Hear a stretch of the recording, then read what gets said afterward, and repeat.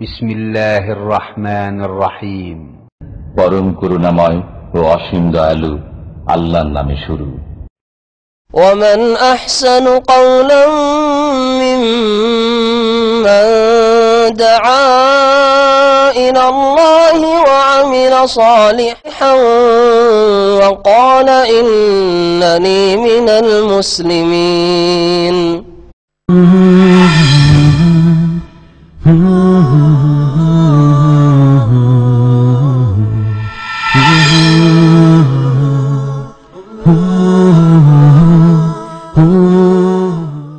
أعوذ بالله من الشيطان الرجيم.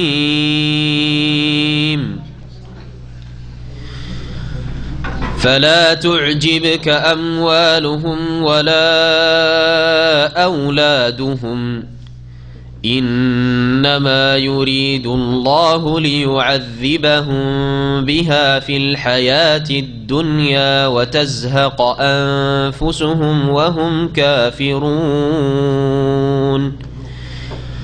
ويحلفون بالله إنهم لمنكم وما هم منهم ويحلفون بالله إنهم لمنكم وما هم منكم ولكنهم قوم يفرقون لو يجدون ملجأ أو مغارات أو مدخلا لولوا إليه وهم يجمحون ومنهم من يلمزك في الصدقات فإن أعطوا منها رضوا وإن لم يعطوا منها إذا هم يسخطون ولو أنهم رضوا ما آتاهم الله ورسوله وقالوا حسبنا الله سيؤتينا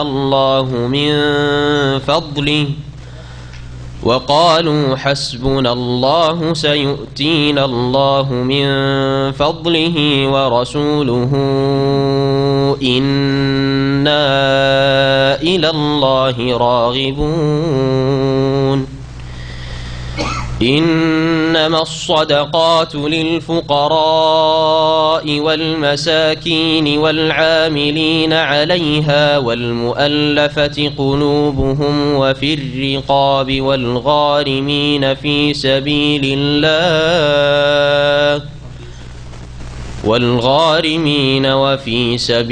الله وابن السبيل. إنما الصدقات للفقراء والمساكين والعاملين عليها والمؤلفة قلوبهم وفي الرقاب والغارمين وفي سبيل الله وابن السبيل فريضة من الله والله عليم حكيم. السلام عليكم ورحمة الله وبركاته. بسم الله الرحمن الرحيم. الحمد لله رب العالمين والصلاة والسلام على سيد المرسلين نبينا محمد وعلى آله وصحبه أجمعين. أما بعد فأعوذ بالله من الشيطان الرجيم. ويحلفون بالله إنهم لمنكم وما هم منكم ولكنهم قوم يفرقون. মহান আল্লাহর সমস্ত প্রশংসা যে আল্লাহ পাক রব্বুল আলামিন সকল মানুষের অন্তরের খবর রাখেন। আল্লাহ পাক রব্বুল আলামিনের উপর কোনো কিছুকেই কোনো শক্তি কোনো ব্যক্তি লুকিয়ে রাখতে পারে না। আল্লাহ রাব্বুল আলামিন যেমন মুমিনের অন্তরের অবস্থা জানেন, তাদের ইমানের অবস্থা তেমন কাফেরদের, মুনাফিকদের যারা বাহ্যিক ইসলাম প্রকাশ করে কিন্তু তাদের অন্তরে কুফরি, শিরক, আল্লাহর দুশমনী, রাসূলের শত্রুতা লুকায়িত রয়েছে, তাও আল্লাহ পাক সম্যক জ্ঞানী, সবকিছু সম্পর্কে সূক্ষ্ম খবর রাখেন। সূরা তাওবার তাফসীর আমাদের ধারাবাহিক চলছে, আর বিষয়বস্তু হচ্ছে মুনাফিকদের মুখোশ উন্মোচন করা। আল্লাহ রাব্বুল আলামিন ইরশাদ করছেন আয়াত নম্বর 56-তে, এখান থেকে আমাদের তাফসীর আজকে শুরু হবে। ওয়া ইয়াহলিফুনা বিল্লাহ, আর এই মুনাফিকরা আল্লাহর কসম করে বলে, ইন্নাহুম লামিনকুম, যে নিঃসন্দেহে তারা, হে মুসলিম, হে সাহাবাই কিরাম, তোমাদেরই দলভুক্ত, তারা তোমাদের মধ্যেকারী। নবী করিম সাল্লাল্লাহু আলাইহি সাল্লাম এবং সাহাবাই কিরামদেরকে সম্বোধন করে আল্লাহ পাক তখনকার মুমিনদেরকে সম্বোধন করে বলছেন। প্রথম যুগের মুনাফিকদের সম্পর্কে প্রথম যুগের মুমিনদেরকে আল্লাহ পাক সম্বোধন করে বলছেন যে তারা কসম করে বলে যে তারা তোমাদেরই দলভুক্ত। ওয়া হুম মিনকুম, অথচ তারা তোমাদের দলভুক্ত নয়। আল্লাহ স্পষ্ট করে দিচ্ছেন যে তারা তোমাদের দলের লোক নয়, তারা কাফেরদের লোক, তারা মুশরিকদের লোক, আল্লাহর দুশমনদের লোক, তারা নিজেরাও আল্লাহর দুশমন। ওয়ালাকিন্নাহুম কওমুন ইয়াফরাকুন, তাহলে যখন তারা তোমাদের দলের লোক নয়, তো আবার ঈমান ইসলামের প্রকাশ করা এটা কেন করছে তারা? আল্লাহ পাক বলছেন এই জন্য করছে যে তারা খুব ভীত জাতি। ওয়ালাকিন্নাহুম, তবে তারা হচ্ছে এমন একটি সম্প্রদায়, ইয়াফরাকুন মানে ইয়াখাফুন, যারা ভীত। খাফা ইয়াখাফু মানে ভয় করা, আর ফারাকা ইয়াফরাকু মানে হচ্ছে ভয় করা, পৃথক করা হয় আর ভয় করা হয়। ইয়াফরাকুন এমন এক জাতি, যে জাতি বড়ই ভীত জাতি, দুনিয়ার স্বার্থে, দুনিয়ার কোনো অনিষ্ট না আসে, বিপদ আপদ না আসে, ক্ষয়ক্ষতি না হয়, তারপরে মুসলিমরা যেসব লাভ হাসিল করছে সেগুলিও আমরা হাসিল করতে পারি, আর এদিকে ভিতর ভিতর আছি কাফেরদের সাথে। এই হচ্ছে তাদের অবস্থা। আল্লাহ পাক বলছেন এত ভীত ওরা, মালজাআন, তারা যদি কোনো আশ্রয় স্থল পেত, লাজা ইয়ালজাও মানে আশ্রয় নেওয়া, আর মালজা ইসিম জারফ হিসেবে আশ্রয়ের জায়গা, কোন আশ্রয় স্থল পেত, যেমন দুর্গ, তাফসীর করেছেন মুফাসসিররা, দুর্গ, হ্যাঁ, কেল্লা। আও মাগারাতিন, মাগারের বহু বচন মাগারাত, গার, গার মানে হচ্ছে গুহা, আর মাগার মানে হচ্ছে বা মাগারাত মানে হচ্ছে গুহা। যদি তারা গুহাসমূহ পেত, যে কোথাও পাহাড়ের গুহা রয়েছে, আও মুদ্দাখালান, অথবা কোন প্রবেশের স্থল পেত। প্রবেশের স্থল বলতে বোঝানো হয়েছে কোন সুড়ঙ্গ, কোন তহখানা, মাটির নিচে কোনো জায়গা, যেমন কীট পতঙ্গের গর্ত থাকে, সাপ বিছুর গর্ত থাকে, পিপিলিকার গর্ত থাকে, ওই রকম যদি কোথাও কোনো গর্ত এরকম পেত, মুদ্দাখালান, লাওয়াল্লাউ ইলাইহি ওয়া হুম ইয়াজমাহুন, তাহলে তারা ক্ষিপ্র গতিতে, জামাহা ঘোড়ার ক্ষিপ্র গতিতে দৌড় দেওয়াকে বলা হয়। তো লাওয়াল্লাউ ইলাইহি ওয়া হুম ইয়াজমাহুন, তারা ক্ষিপ্র গতিতে ঘোড়ার মতো তারা পলায়ন করত আশ্রয় নেওয়ার জন্য, আর নিজের জান রক্ষার জন্য, দুনিয়া রক্ষার জন্য।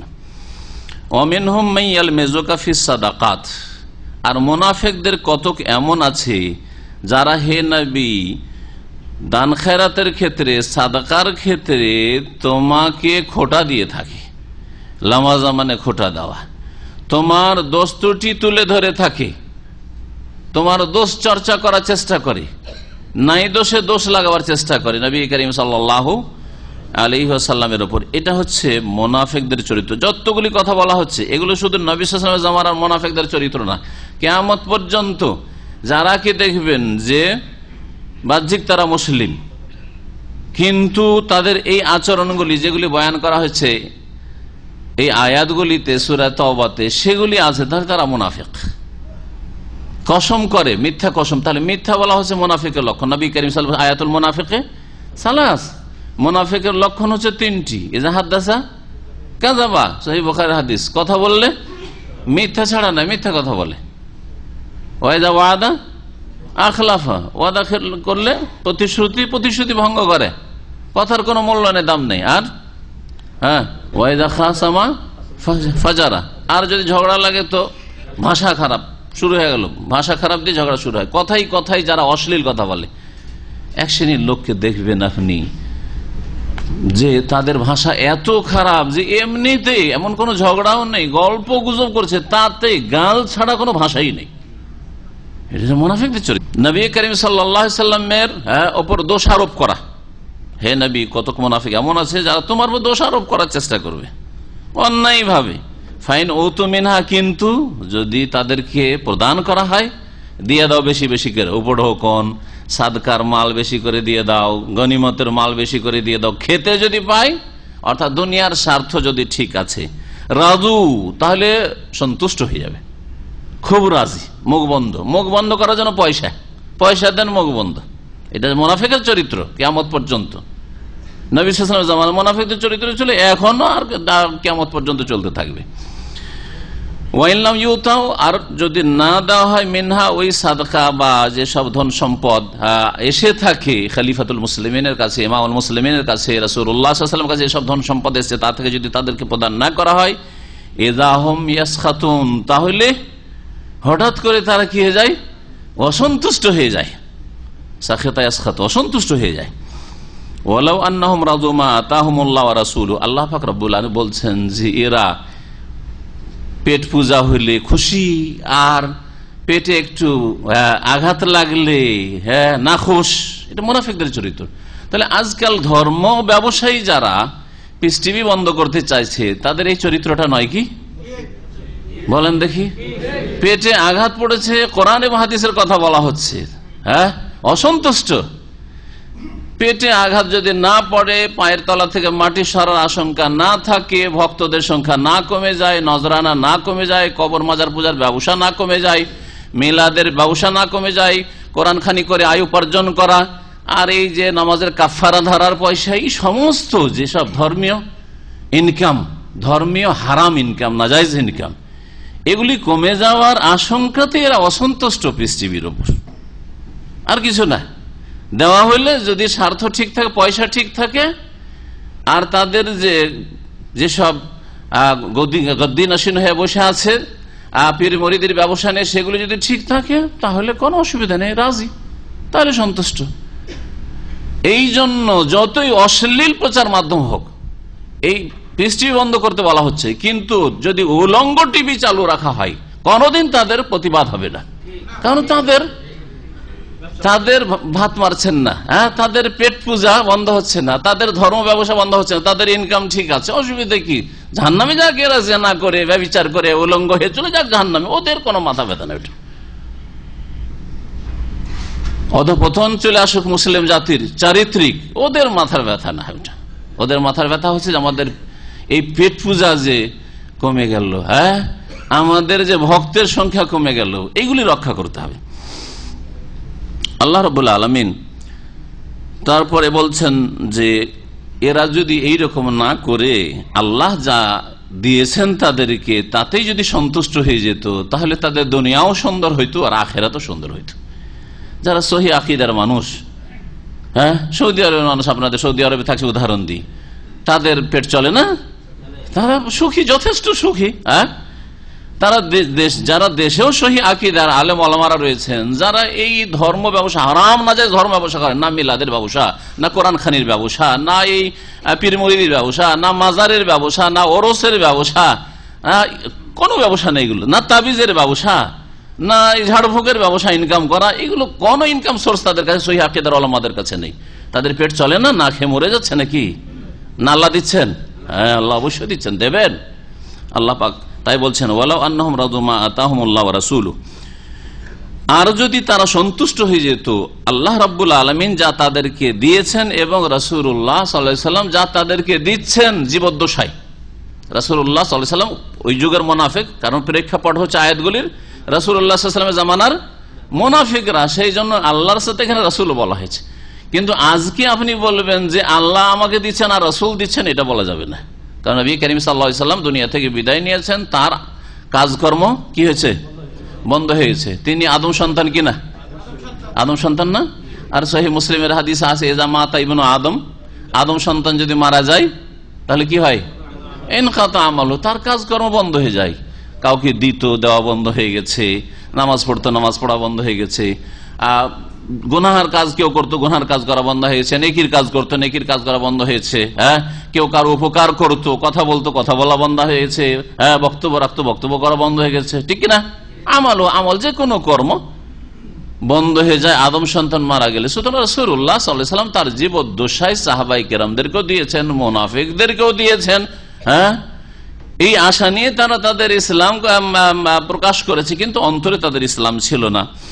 রাসূলুল্লাহ সাল্লাল্লাহু আলাইহি ওয়াসাল্লাম তাদেরকে যতটা দিচ্ছেন তাতে যদি খুশি হয়ে যেত, এবং আল্লাহ রাব্বুল আলামিনের যে ফয়সালা, যে তোমাদের নসিবে যা আছে, আল্লাহ যা ফয়সালা করেছেন নসিবে, তাতে যদি তারা সন্তুষ্ট হয়ে যেত, এটাই তাদের জন্য মঙ্গলজনক হইত।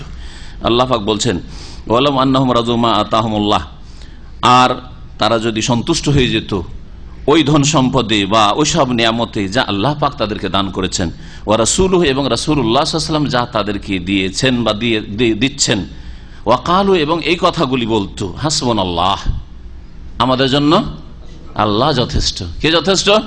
আল্লাহ যথেষ্ট। একজন মুসলিম বলবে আমাদের জন্য আল্লাহ যথেষ্ট।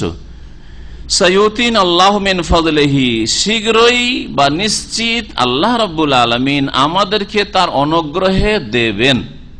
সাইয়ুতিন আল্লাহু মিন ফাদলিহি ওয়া রাসূলুহু, এবং তার রাসূলও আমাদেরকে দেবেন। এই কথাটিও রাসূলুল্লাহ সাল্লাল্লাহু আলাইহি ওয়াসাল্লামের জীবদ্দশায় সাহাবায়ে কেরামদেরকে বলতে বলা হয়েছে যে আল্লাহ রাব্বুল আলামিন তার ফজল করমে দেবেন, এবং রাসূলুল্লাহ সাল্লাল্লাহু আলাইহি ওয়াসাল্লামের কাছে যা আসছে, গনিমতের ধন সম্পদ আসছে, ফাইয়ের ধন সম্পদ আসছে, আর যারা গরিব মানুষ তাদের জন্য যাকাতের ধন সম্পদ আছে, সাদাকাত আছে, সেগুলি থেকেও দেবেন। হ্যাঁ, রাসূল দেবেন। কিন্তু যেমনটা বললাম, এই দোয়া, এটি একটি দোয়া হিসাবে আপনি প্রয়োগ করতে পারেন। অনেকে খেয়াল করে না কোরআন এই দোয়া আয়াতের মাঝখানে আসছে, সেই জন্য আমি স্মরণ করিয়ে দিই মাঝে মাঝে, যাতে করে কোরআনের একটু গভীরতায় পৌঁছিতে পারে। শুধু তর্জমা পড়া মৌলভী সাহেব না সাজেন, বা তর্জমা পড়া দায়ী না সাজেন, যাতে করে আপনি কোরআনে তাদাব্বুর করতে পারেন। কোরআনের একটা হচ্ছে শুধু তেলাওয়াত করা আর কেরাত করা, এটা হচ্ছে প্রথম।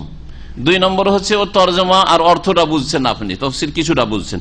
3 নম্বর হচ্ছে তাদাব্বুরে কোরআন, মানে কোরআন নিয়ে গৌর ফিকির করা, গবেষণা করা, তার গভীরতায় প্রবেশ করার চেষ্টা করা। আল্লাহ কিন্তু দাওয়াত দিয়েছেন গভীরতায় প্রবেশের, তাই না?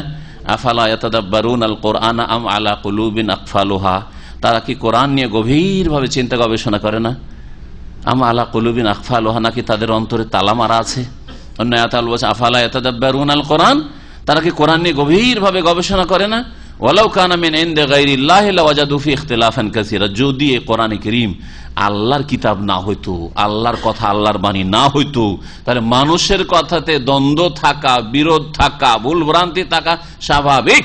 অবশ্যই কথাতে, আলোচনাতে, লিখাতে অবশ্যই ভুল থাকবে যে কোনো মানুষের। আল কামাল, পূর্ণতা একমাত্র আল্লাহ পাক রব্বুল আলামিন, আল্লাহর সাথে কেউ শরীক নেই। একমাত্র ওহীতে পূর্ণতা আছে, আর কোনো কথায় পূর্ণতা নেই। তাই আল্লাহ বলছেন ওয়ালাউ কানা মিন ইনদি গায়রিল্লাহ, যদি আল্লাহ ছাড়া অন্যের তরফ থেকে কোরআন হইতো, হ্যাঁ রচিত, মুহাম্মদের রচিত, আর কারো রচিত সাল্লাল্লাহু আলাইহি ওয়াসাল্লাম, তাহলে লাওয়াজাদু ফি ইখতিলাফান কাসীরা, ওতে অনেক বিরোধ পেত, অনেক ইখতিলাফ পেত। হ্যাঁ, এক জায়গায় এক কথা, আর এক জায়গায় এক কথা, কোনটার সাথে কোনটার মিল নেই। একবার একটা কথা বলে দিয়ে 5 বছর আগে একটা আলোচনা বলেছি, এখন ভুলে গেছি, আবার অন্যরকম কোনো কথা বলে দিচ্ছি। একবার হঠাৎ করে জবান থেকে অনিচ্ছাকৃত ভুল কথা বেরিয়ে গেছে, হয় কি হয় না? এগুলো মানুষের হইতে পারে, যতই বড় মানুষ হয়ে যাক না কেন, কিন্তু আল্লাহ রাব্বুল আলামিনের হয় না। জি, তা আল্লাহ তাদাব্বুর করতে বলেছেন গভীরভাবে। দেখুন এখানে এই আয়াত, যদিও সাহাবায়ে কেরামদের জামানায় মুনাফিকদেরকে বলা হচ্ছে, যে যেমন সাহাবীরা, সৎকর্মশীল মুমিনরা বলছেন হাসবুনাল্লাহ সাইয়ুতিনাল্লাহু মিন ফাদলি ইন্না ইলাল্লাহি রাগিবুন, ঠিক তেমনি আমরাও বলবো হাসবুনাল্লাহ সাইয়ুতিনাল্লাহু মিন ফাদলিহি। কিন্তু যেহেতু রাসূলুল্লাহ এখন আর দেওয়ার ক্ষমতা রাখেন না, এই আকীদা হচ্ছে শিরকি আকীদা। তার ইন্তেকালের পরে সাহাবারা কেউ তার ইন্তেকালের পরে তার কাছে কোনো কিছু চাওয়ার জন্য যাননি। সবচেয়ে মজবুত দলিল, সাহাবায়ে কেরামরা নবী সাল্লাল্লাহু আলাইহি ওয়াসাল্লাম যখন বেঁচে ছিলেন, ইয়া রাসূলুল্লাহ আমার কাছে বাহনের ব্যবস্থা নেই, একটা উট দেন। গেছেন না গেছেন?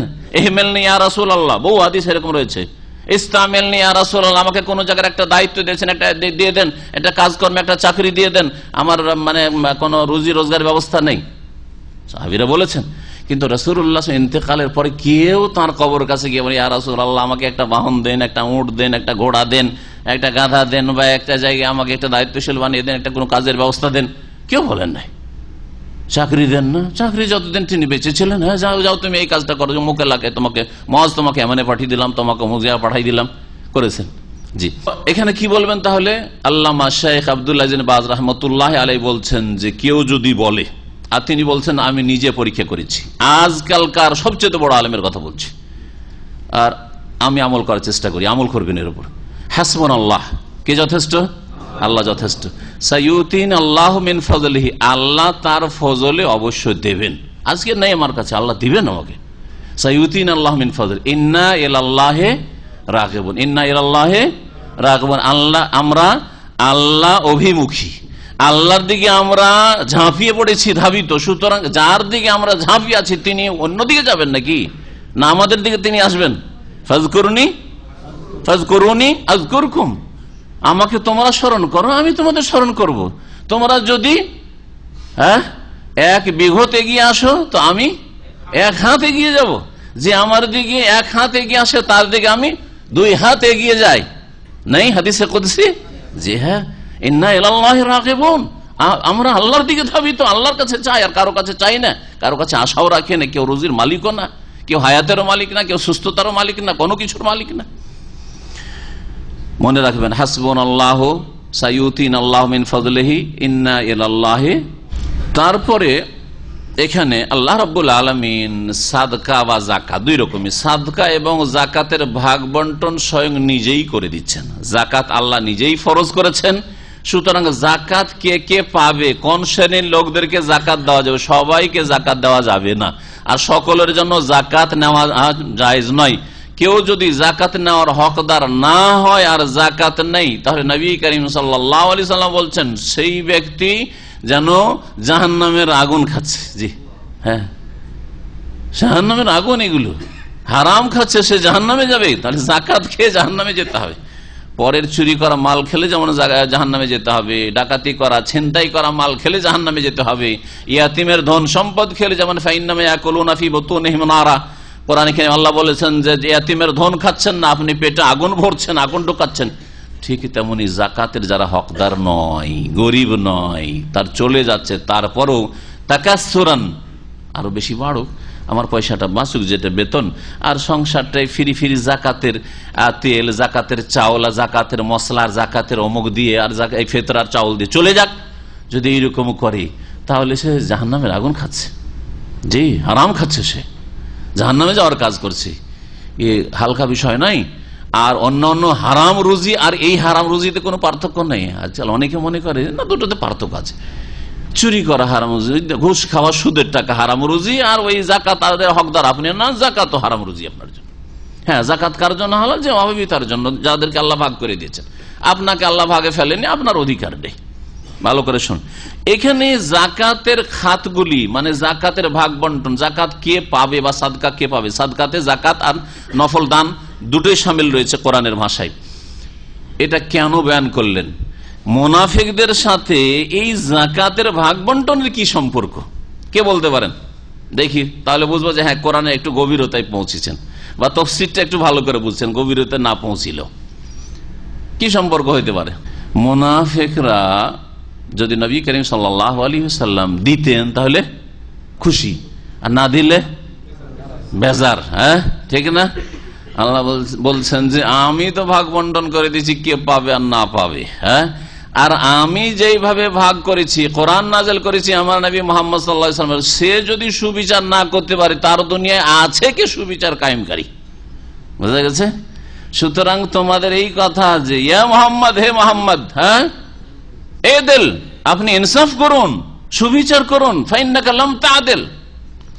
মুনাফিকও বলেছে, এবং খারেজিদের পূর্বপুরুষ বড় বাপ যুলখুয়াইসারা তামিমি, একদিন নবী করিম সাল্লাল্লাহু আলাইহি ওয়াসাল্লাম ধন সম্পদ ভাগ করছেন, আর সেটা গনিমতের ধন সম্পদ ছিল।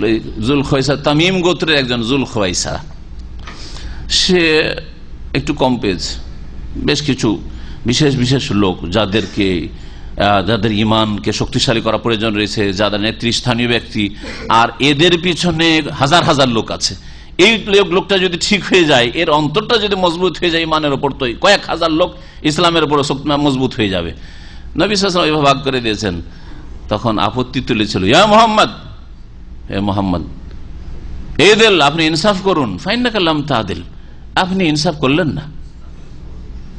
নবী করিম সাল্লাল্লাহু আলাইহি ওয়াসাল্লাম বললেন, সহিহ বুখারী হাদিস রয়েছে যে ফাইন্না মিন দিদি হাযিহি আকওয়াম, এর জেনারেশনে, এর প্রজন্মে এমন জাতিরা আসবে, এমন লোকেরা পয়দা হবে, যারা ইয়াকুলুনা মিন কাওলি খায়রিল বারিয়া, সবচেয়ে ভালো ভালো কথা বলবে, কোরআনের কথা বলবে, রসুলের হাদিসের কথা বলবে, দোহাই দিবে, দলিল দলিল দলিল কোরআনে হাদিসের।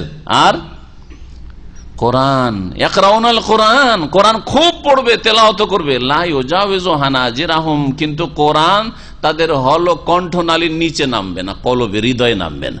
শুধু মিষ্টি মিষ্টি তেলাওয়াত করতে পারে, আর হাফেজ হয়েছে, কারি হয়েছে, ইত্যাদি ইত্যাদি, কিন্তু কোরআনের উপর আমল নাই। এই নবী সাল্লাল্লাহু আলাইহি ওয়াসাল্লাম ভাষাতে অনেক অনেক গুমরাহরা শামিল, যারা শিরক বিদআত করে আর কোরআনের হাফেজ, কোরআনের কারি, তারাও শামিল। আর যারা কোরআনের দলিল পেশ করে অপব্যাখ্যা করে তারাও শামিল। কোরআনের দলিল পেশ করে তাদের অনুকূলে যেই দলিলগুলি, জেহাদের দলিল পেশ করে ফিট করে, আর তারপরে মারে মুসলিমকে। মুসলিম মারার নাম জেহাদ নাকি? এই যে খারিজিরা, হ্যাঁ, দায়েশ আয়েশরা, হ্যাঁ, তারপরে এইরকম যতগুলি জঙ্গি সংগঠনগুলি রয়েছে আজকাল, ওদের কাছে কোনো আমিরের শর্ত নাই, শাসকের শর্ত নেই, খলিফার শর্ত নাই, এমনি তারা রাস্তায় যুবক পোলাপান বেরিয়ে যাবে আর জিহাদের আয়াত পড়বে। ইয়াকুলুনা মিন কাওলি খাইরিল বারিয়া, ভালো ভালো কথা বলে, কোরআনের কথা, রাসূলের হাদিসের কথা বলবে, জিহাদ করতে হবে।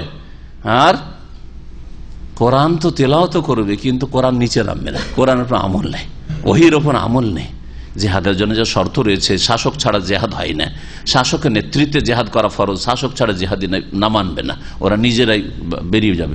তারপরে আল্লাহ বলছেন কাফেরের ক্ষেত্রে জেহাদের কথা, এরা ইয়াকতুলুনা আহলাল ইসলাম, মুসলিমদেরকে খুন করবে, মুসলিম শাসকদেরকে খুন করবে, মুসলিম আলেমদেরকে খুন করবে যারা তাদের বিরুদ্ধে বলবে, হ্যাঁ, মুসলিম দেশের সেনাবাহিনীকে খুন করবে, পুলিশকে খুন করবে, মসজিদে গিয়ে বম ব্লাস্টিং করবে, মুসলিমদের মসজিদ, কাফেরদের, হিন্দুদের, ইহুদি খ্রিস্টানদের। আর ইহুদি খ্রিস্টানদের, হিন্দুদেরও তো মন্দিরে আর চার্চে জায়েজ নাই এইসব করা, কারণ এগুলি ফাসাদ। তাহলে মুসলিম খুন করে আবার নাম দেওয়া জেহাদ, এরা এই হাদিসের শামিল, যাদের সম্পর্কে ভবিষ্যৎবাণী করেছেন 1400 বছর আগে রাসূলুল্লাহ সাল্লাল্লাহু আলাইহি ওয়াসাল্লাম। আর এই কথাও বলেছেন ওয়াদাউন আহলাল আওসান, ওদের মাথার ব্যথা কাফের মুশরিক নয়, ওদের মাথার ব্যথা রাশিয়ার কমিউনিস্ট নয়, হ্যাঁ, ওদের মাথার ব্যথা ফিলিপাইন ইসরায়েলের ইহুদি নয়। কেন? সৌদি আরবে বম ব্লাস্টিং হচ্ছে মসজিদে, ইসরায়েলে এখন পর্যন্ত একটাও কেন হয়নি দায়েশের তরফ থেকে? বলেন এর উত্তর। এই দায়েশরা বলুক যে তারা যদি মুজাহিদি হইল, তো তাদের পাশেই তো, তারা তো ইরাকে আর শামে, তাই না? আর সিরিয়ার পাশেই তো একবারে ইসরায়েলে একটিও বম ব্লাস্টিং হলো না কোথাও। আমি করতে বলছি না, কিন্তু এতে ফায়দা আছে কিনা সেটা দেখার বিষয় রয়েছে। কিন্তু কথা হচ্ছে যে যদি এটা জেহাদি হইতো, তাহলে কাফেরদের দেশে যারা মুসলিমদেরকে রাত দিন, শিশু, নারী, দুর্বল, অসহায় সবাইকে খুন করছে, ঢালাহারে খুন করছে, তাদের ওখানে একটা দায়েশরা, আইএসরা বম ব্লাস্টিং করলো না। সৌদি আরবের মসজিদে বম ব্লাস্টিং হয়, জোহরি হয়, জুমাতি হয়, হ্যাঁ, কেন হয়? সৌদি আরবে পাঠানো হয়। আশ্চর্য হয়ে যাবেন আপনি, আশ্চর্য হয়ে যাবেন। সৌদি আরব থেকে এক যুবক, একজন শেখ মোহাম্মদ রমজান আল হাজিরি, খুব বড় আলেম, জুবাইল রয়্যাল কমিশনের জামে ইবনে তাইমিয়ার ইমাম, তিনি বলছেন যে একটা ছেলে সৌদি আরবে বেদিন ছিল, সৌদি ছেলে, মাত্র 14 দিন হইল সে হেদায়েত হয়ে নামাজি, দিনদার, ধার্মিক হয়েছে। ধার্মিক হয়ে এক গর্ত থেকে উঠে আর এক গর্তে গিয়ে পড়েছে। ও আইএস হয়ে গেছে, না জিহাদ করতে হবে। এখন 18 বছর, 20 বছর, 22 বছরের পোলাপান, জিহাদ করতে হবে। কোন রকম ওরা সৌদি আরব থেকে বেরিয়ে চলে গেছে ওই দায়েশদের কাছে। ওখানে যখন পৌঁছেছে, তখন দায়েশের নেতা বলছে যে আলহামদুলিল্লাহ, আমি 14 বছর থেকে এই নেতৃত্ব দিচ্ছি। মানে আইএস এর নেতৃত্ব, হ্যাঁ, জেহাদের, তাদের ভাষায় জেহাদের নেতৃত্ব কত বছর ধরে দিচ্ছি? 14 বছর ধরে দিচ্ছি। আর ওয়াকাদ ইখতারাকাল্লাহ, আল্লাহ তোমাকে বড় একটা খিদমত আঞ্জাম দেওয়ার জন্য মনোনীত করেছেন, সেটা হচ্ছে বম ব্লাস্টিং করা, আত্মঘাতী হামলা করা। যাও, শরীরে বম বাঁধো আর বেঁধে সৌদি আরবে গিয়ে ফুটাও, ওকে বলছে। তখন এই ছেলের হুঁশ ফিরেছে, বলছে যে আমাকে আল্লাহ মাত্র 14 দিন আগে হেদায়েত করেছেন, আর আমাকে এই আত্মঘাতী হামলার জন্য আল্লাহ মনোনীত করলেন, আর আপনি কেন ভাগ্যবান হইতে পারলেন না যে 14 বছর ধরে আপনাকে আল্লাহ এই ভালো কাজের তৌফিক দিয়েছেন, আর আপনাকে আল্লাহ এই আত্মঘাতী হামলার জন্য মনোনীত করলেন না? আগে আপনি চলে যান, কেন 14 বছর হয়ে গেল আপনার এই জেহাদের কাজ করা, আর তারপরে আমি আছি পিছনে। এই বলা একবারে রাগ। যেমন পীরেরা, মানে পীর সাহেবকে একটা আপত্তি করেন যে এইসব কেন করেন আপনি, এইসব অবস্থা দেখেন ওখানে খেয়ে ফেলবে, ঠিক না? তেমনি এই দায়েশের নেতা, আইএসআই নেতা খেয়ে ফেলবে। কারণ এই মোরতাদ এখন গর্দন উড়িয়ে দেওয়ার ফতোয়া হয়ে যাবে। জান বাঁচিয়ে ছেলে তো পালাইলো ওখান থেকে, আর পালিয়ে রাতে কোথায় যে মরুভূমি দিয়ে পালাতে পালাতে পালাতে সৌদি আরবের বর্ডারে এসে আত্মসমর্পণ করেছে। সত্য ঘটনা, সৌদি আরবের কয়েক মাস আগের ঘটনা। জি, তাহলে আয়েশ কি কাজ করছে? হ্যাঁ, একটা ছেলে হেদায়েতে বেনামাজি নামাজি হয়েছে, সহি আকীদা এসছে, সে পাপে ডুবে থাকতো, মদে ডুবে থাকতো, জেনায় হয়তো ডুবে থাকতো, হেদায়েত হয়েছে। সেই ছেলেটাকে আরো ইমানদার করতে হবে না? যাও তুমি শরীরে গোলা বারুদ বেঁধে গিয়ে যাও, কোন মসজিদে গিয়ে ফুটিয়ে দাও সৌদি আরবে। আর সৌদি আরবে কেন? তাহলে বুঝতে পারছেন যে আয়েশকে পয়দা করেছে মুসলিমেরা, পয়দা করেনি, ইহুদিরা পয়দা করেছে। ইহুদিরা পৃষ্ঠপোষক খ্রিস্টান চরমপন্থীরা পয়দা করেছে, তারা পয়দা করেছে, মুসলিমরা পয়দা করে না। ভালো করে জানেন, আল্লাহ পাক যেন বুঝার তৌফিক দান করেন। হাদিসটা বলে, হাদিস লম্বা আছে, আমি লম্বা হাদিসে যাব না। ইয়ামরুকুনা মিনাদ-দ্বীন, নবী সাল্লাল্লাহু আলাইহি ওয়াসাল্লাম বলছেন এরা এত ভালো ভালো কথা বলবে, ধর্মের কথা বলবে, দলিলের কথা বলবে, আর খুব কোরআন পড়বে, কিন্তু ইসলাম থেকে বেরিয়ে যাবে না। কামা ইয়ামরুকুস সাহমু মিনার রামিয়া, যেমন তীর ধনুক থেকে ছুটে আর ছুটার পরে শিকারীকে যখন বড় বেগে বড় জোরে যায়, শিকারীকে ছেদন করে বেরিয়ে চলে যায়, ওই রকম। আর ওতে একটু গোস্ত লাগেনি, কিছু লাগেনি, এপার থেকে ওপার ফুটো করে চলে গেছে। ওই রকম এরা ইসলাম থেকে বেরিয়ে যাবে। একদিক দিয়ে ঢুকবে আর আরেক দিক দিয়ে বেরিয়ে যাবে, এক গর্ত থেকে উঠবে আর আরেক গর্তে গিয়ে আছাড় খেয়ে জাহান্নামে চলে যাবে। এরা হচ্ছে খারেজি। আল্লাহ রাব্বুল আলামিন যখন এরা ওই মুনাফিকরা ওই রকম বলেছেন নবী করিম সাল্লাল্লাহু আলাইহি সাল্লামকে যে আপনি তো ইনসাফ করেছেন না, আল্লাহ বলছেন যে ঠিক আছে আমি ভাগ করে দিচ্ছি, আর আমার নবী এই কোরআনের আয়াত মোতাবেক কোরআনের প্রতি আমল করা, কোরআনের বাস্তবায়ন করাই তো আমার নবীর চরিত্র। নবী করিম সাল্লাল্লাহু আলাইহি ওয়াসাল্লাম সম্পর্কে মা আয়েশা কি বলেছেন? কানা খুলুকুহু আল কোরআন। নবী সাল্লাল্লাহু আলাইহি ওয়াসাল্লামের চরিত্রই কি ছিল? কোরআনের প্র্যাকটিক্যাল জীবন, কোরআনের বাস্তবায়ন করা। কোরআন যদি আপনি থিওরিক্যাল দেখতে চান তো কোরআন আপনি তেলাওয়াত করুন ও তরজমা পড়ুন, আর যদি প্র্যাকটিক্যালি দেখতে চান তাহলে রাসূলুল্লাহ সাল্লাল্লাহু আলাইহি ওয়াসাল্লামের জীবদ্দশায় তাকে দেখুন, অথবা তার ইন্তেকালের পরে তার সিরাত দেখুন, জীবনী দেখুন, তার জিন্দগিটা পড়ুন যে তিনি কেমন ছিলেন। সেটাই হচ্ছে কোরআন, সেটাই হচ্ছে কোরআন। আল্লাহ পাক রব্বানা বলছে ইন্নামাস সাদাকাতু লিল ফুকারা, নিঃসন্দেহে যাকাত এবং দান খায়রাত এগুলি হচ্ছে ফোকারা অর্থাৎ নিঃস্বদের জন্য। ফকিরের বহু বচন ফোকারা, ওয়াল মাসাকিন, অভাবীদের জন্য, অভাবী বা অভাবগ্রস্তদের জন্য। ফকির আর মিসকিনে পার্থক্য কি?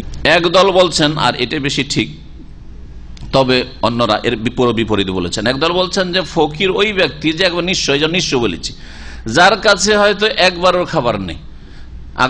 আজকে ধরেন এখন দুপুরবেলা সন্ধ্যাবেলা কি খাবে, কিছুই নেই তার কাছে, কিছুই নেই, কালকের তো কিছুই নেই, এ হচ্ছে ফকির।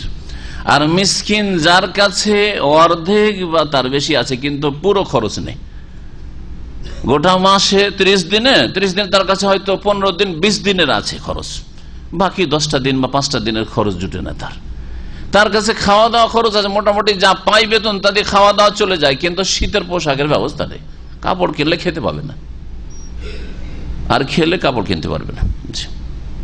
এরা হচ্ছে মিসকিন। কেউ কেউ এর বিপরীত বলেছেন, মিসকিন মানে নিঃস্ব, তারা বলেছেন আরে উল্টো, পুরো বিপরীত। কিন্তু আমরা এই তফসিরটা করে থাকি, অধিকাংশ মুফাসসির এটাই করেছেন। তাহলে দুই শ্রেণীর লোক হলো, যারা একবারে নিঃস্ব, কিছুই নেই, অথবা আছে কিন্তু পুরো প্রয়োজন মেটাতে পারছে না নিজের আয় উপার্জন দিয়ে। এদের জন্য হচ্ছে, এই দুই শ্রেণীর মানুষের জন্য হচ্ছে কি? যাকাত। এরাকে আল্লাহ 1-2 রেখেছেন। 3 নম্বর হচ্ছে ওয়াল আমেলিনা আলাইহা, মানে ওয়াল আমেলিনা আলা সাদাকাতি, আলাইহা হাজামির প্রোনাউন, এই নাউন যে ফোকারার কি বলছে, সাদাকাত রয়েছে, ইন্নামাস সাদাকাত ওই দিকে যাচ্ছে, মারজা। ওয়াল আমেলিনা আলাইহা মানে যারা সাদাকার কর্মচারী, আর যেসব লোকেরা সাদাকা যাকাতের কর্মচারী, যাকাতের কর্মচারী মানে সরকারের পক্ষ থেকে তাদেরকে পাঠানো হয়েছে যাকাত আদায় করার জন্য, এবং তারা বেতনভুক্ত যদি না হয়, তাহলে বেতনভুক্ত যদি হয় তাহলে তাদের ভাগ নেই। আবার যারা সাদকা যাকাত আদায় করতো নবী করিম সাল্লাল্লাহু আলাইহি ওয়াসাল্লামের জামানায়, খোলাফায়ে রাশিদিনের জামানায়, আবু বকর, ওমর, ওসমান, আলী, যেটা হচ্ছে স্বর্ণ যুগ, আসল ইসলামের আসল যুগ, সেই যুগে তারা 2 রকমের ছিল। কিছু ছিল যাদের ভাতা আর বেতন নিযুক্ত আছে, যে এত টাকা তোমাকে মাসিক দেওয়া হবে, তুমি যাকাত গ্রামে গ্রামে এলাকায় গিয়ে তারপরে মরুভূমিতে কার কতটা উট আছে, বকরি, ছাগল আছে হিসাব করবে আর যাকাত আদায় করে নিয়ে আসবে। বেতন আছে, সুতরাং তার যাকাতে কোনো ভাগ নেই, সে বেতন দিয়ে তার সংসার চলবে। যার বেতন নেই আর এই কাজগুলি করছে, তাহলে তার পেট কি করে চলবে, তার পরিবারের পেট কি করে চলবে? তো লাগবে না, লাগবে না? আল্লাহ পাকের এইরকম যারা বেতনভুক্ত নয় কিন্তু জাকাত সাদকার কর্মচারী, তাদের জন্য জাকাতে একটা ভাগ রেখেছেন, 8 ভাগের 1 ভাগ। আর 8 ভাগের 1 ভাগ মানে এই নয় যে ধরেন যত টাকা আদায় করুক 8 ভাগের 1 ভাগ সমান সমান, না। এর অর্থ হচ্ছে যে এতটা খলিফাতুল মুসলিমিন বা সরকার দেবে যাতে তার প্রয়োজন মিটা যায় সেই যুগ হিসাবে। এক এক যুগে এক এক রকমের তার প্রয়োজন রয়েছে। এই যুগে জিনিসপত্রের দাম বেশি, 50 বছর আগে তো কম ছিল, তখনকার 100 টাকা বেতন এখন 5000 রিয়াল, তাই না? সমান হয়তো, বা তার চাইতে বেশি। 100 টাকার মূল্য তখন আরো বেশি ছিল। ওয়াল আমেলিনা আলাইহির অর্থ হচ্ছে 3 নম্বর। 4 নম্বর ওয়াল মুআল্লাফাতি কুলুবুহুম, আর যাদের অন্তরকে ইসলামের দিকে আকৃষ্ট করা উদ্দেশ্য হবে। আল্লাফা ইউআল্লাফ মানে জড়িয়ে দেওয়া, যাদের অন্তরকে ইসলামের সাথে জড়ানো উদ্দেশ্য হবে। ওয়াল মুআল্লাফাতি কুলুবুহুম, অন্তর জয় করা উদ্দেশ্য। এরা কারা? এরা কয়েক শ্রেণীর হতে পারে। এক শ্রেণীর লোক যারা নিউ মুসলিম, নতুন ইসলাম তো গ্রহণ করেছে, কিন্তু সে এখনো দুশ্চিন্তায় আছে যে ইসলাম গ্রহণ করে আমি আমার পরিবার থেকে উচ্ছেদ হইলাম, ওইদিকে টাকা পয়সা পাবো না, ওইদিকে জমি জায়গায় ভাগ পাবো না, এদিকে কি করে আমার সংসার চলবে, থাকবো না ফিরে যাব, হয়তো দ্বিধাদ্বন্দ্বে থাকতে পারে। দেন ওকে আল্লাহ জাকাত থেকে সাদকা থেকে ভাগ দিয়েছেন, দেন যাতে করে সে তার ইসলামে মজবুত হয়, কায়েম থাকে। জি, এক শ্রেণী তার যারা ইসলাম গ্রহণ করে ফেলেছে। আর এক শ্রেণীর লোক যারা ইসলাম গ্রহণ করেনি কিন্তু ইসলামের খুব কাছাকাছি, একটা বই দিয়েছেন, আগ্রহের সাথে পড়েছে, অথবা মুসলিম ছেলেদের যুবকদের সাথে বা ধার্মিক লোকদের সাথে উঠা বসা রাখে, আন্তরিকতা রাখে, ভালোবাসে, কিন্তু এখন ইসলামে প্রবেশ করেনি, খুব কাছাকাছি, একটুতেই চলে আসবে ইসলামের দিকে, তাহলে ওকে জাকাত থেকে কিছু দেন আকৃষ্ট করার জন্য, যদিও অমুসলিম। 2 নম্বর। 3 নম্বর হচ্ছে যে অমুসলিমদের মধ্যে কার নেতৃস্থানীয় ব্যক্তি, যাদের পিছনে শত শত লোক আছে, এই লোকগুলির দ্বারা ইসলামের উপকার হতে পারে আবার অপকার হতে পারে। এরা যদি একটা কথা ইসলামের পক্ষে বলে দেয় তাহলে অনেক ইসলামের খেদমত হয়ে যাবে। বিশেষ করে যেখানে মুসলিম মাইনরিটি আছে, মুসলিম সংখ্যালঘু আর অমুসলিমরা সংখ্যাগরিষ্ঠ, যেমন ভারতে, নেপালে, এইরকম ইউরোপ, আমেরিকা, পশ্চিমা দেশগুলি, এইসব দেশে হয়তো একজন নেতা আছে অমুসলিম, সেই নেতাকে জাকাত থেকে দেওয়া যাবে যদি দেখা যায় যে একে জাকাত থেকে কিছু দিলে তার অনিষ্ট থেকে বাঁচা যাবে, সে আর ক্ষয়ক্ষতি করবে না, মসজিদ তৈরি করতে গিয়ে বাধা দেবে না, আমাদের মাদ্রাসা তৈরি করতে গিয়ে বাধা দেবে না, ইসলামিক শিক্ষা বা ইসলাম চর্চার ক্ষেত্রে বা হেজাব পর্দার ক্ষেত্রে মুখটা বন্ধ করা যাবে, কি জাকাতের কিছু পয়সা দিয়ে মুখটা বন্ধ করা যাবে, হেজাব করতে দিবে, দেওয়া যাবে। তাহলে অনিষ্ট থেকে বাঁচার জন্য অথবা কোন লাভ হাসিলের জন্য, আপনার ব্যক্তি স্বার্থের লাভ না, কিসের লাভ? ইসলামের যদি লাভ তার দ্বারা হয়, তাহলে এই 3 শ্রেণীর লোক কমপক্ষে মনে রাখবেন যাদেরকে জাকাত দেওয়া যেতে পারে। এরা ওয়াল মুআল্লাফাতি কুলুবুহুম এর অন্তর্ভুক্ত, যাদের অন্তরকে জয় করা উদ্দেশ্য হবে। জি। ওয়াফির রিকাবে, আর রাকাবাতুন মানে গর্দন, রাকাবাতুন মানে গর্দন, ঘাড়কে বলা হয়। ঘাড় মাসা, মাসুর রাকাবা, যে ঘাড় মাসার যে বিদাত আছে না, উজুতে ঘাড় মাসা অনেকে করেন না অনেকে, হাত উঠাতে বলবো না কারণ লজ্জিত হবে না। ঘাড় মাসা বিদাত, ঘাড় মাসার হাদিস মওযু জাল, মাসুর রাকাবাতে আমানুন মিনাল গিল্লে, হাদিস জাল, মিথ্যা হাদিস নয় রাসূলুল্লাহ সাল্লাল্লাহু আলাইহি ওয়াসাল্লামের। সুতরাং ঘাড় মাসা করবেন না, এই মাথা এইরকম একটু এদিক থেকে করলেন আর এইভাবে একটা কাটিং দিলেন, এই কাটিং দিবেন না, বরং এই পুরা এইরকম নিয়ে যাবেন আবার ফিরিয়ে নিয়ে আসবেন। এটা হচ্ছে সুন্নতে তরিকা নবী করিম সাল্লাল্লাহু আলাইহি ওয়াসাল্লামের। বিদাতি উজু করলে উজুই হয় না, আর উজুই যদি না হয় তাহলে নামাজ কি করে হবে?